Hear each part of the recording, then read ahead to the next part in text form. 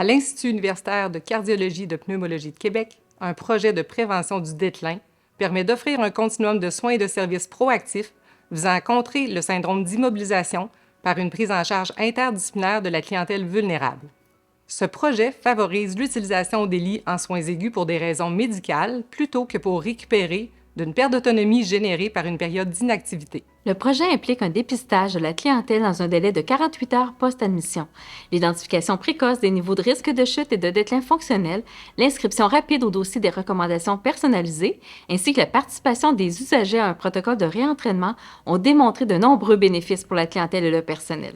Les résultats au dépistage remis à l'usager facilitent les discussions entre celui-ci et ses proches. Ces derniers peuvent se sentir impuissants à contrer le déclin. À cet effet, le verso du feuillet indique des actions concrètes pour qu'ils puissent s'impliquer pleinement.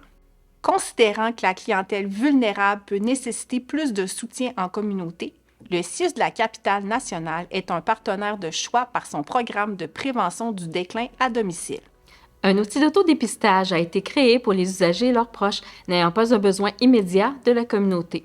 L'utilisation d'une activité fonctionnelle permet l'auto-évaluation des capacités et un réentraînement de la mobilité.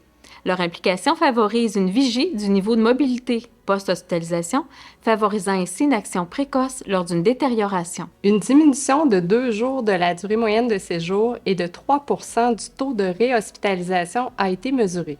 De plus, le taux de chute a diminué de 25 %. Il est aussi plus facile de repérer la clientèle à risque de basculer en niveau de soins alternatifs. Une initiative relative aux enjeux de main-d'œuvre augmente le caractère novateur du projet. L'intégration d'étudiants en physiothérapie et en ergothérapie comme préposés en réadaptation permet le réentraînement physique de l'autonomie. Je constate quotidiennement l'impact positif de ce projet sur notre clientèle. Le dépistage précoce, les recommandations personnalisées en moins de 48 heures ainsi que le plan d'exercice font en sorte que les patients sont plus rapidement mobiles et autonomes. Il y a aussi un bel effet d'entraînement, on n'a jamais vu autant de monde marcher dans les corridors. Le dépistage du déclin fonctionnel me permet d'évaluer plus efficacement mes patients tout en diminuant mon temps de tenue de dossier.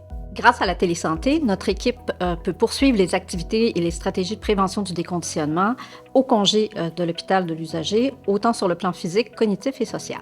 En plus d'améliorer l'accès aux services, ce projet a permis d'agir en amont afin d'améliorer les interventions à valeur ajoutée pour l'usager tout en encourageant sa participation et celle de ses proches.